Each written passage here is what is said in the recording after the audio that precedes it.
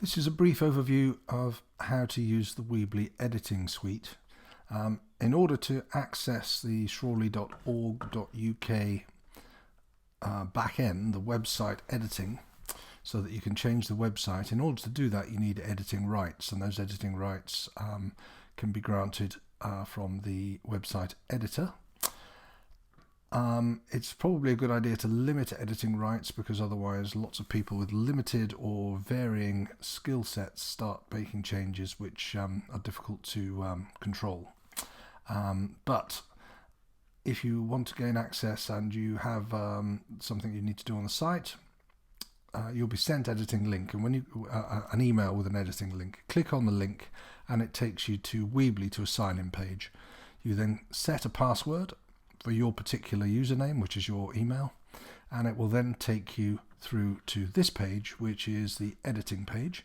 And if you don't have any other Weebly websites, then it's opened an account for you with Weebly, which is free, and it's given you access to this particular website, which is shrawley.org.uk.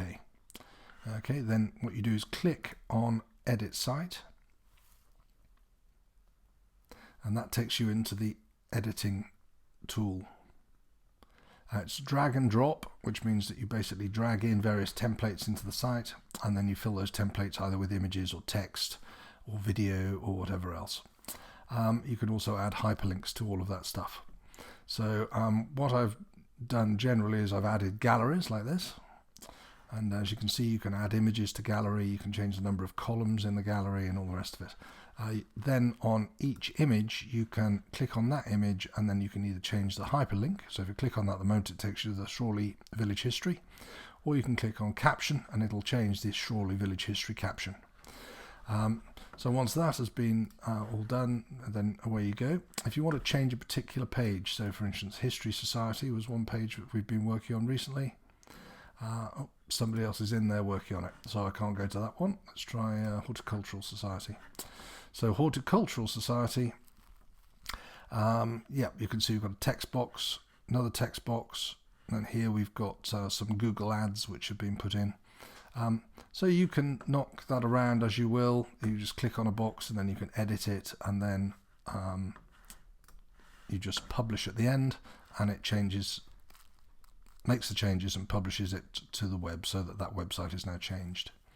I'm going to do several different videos going through the various basic things, so that you have an idea of something to refer to if you're not sure on how something works.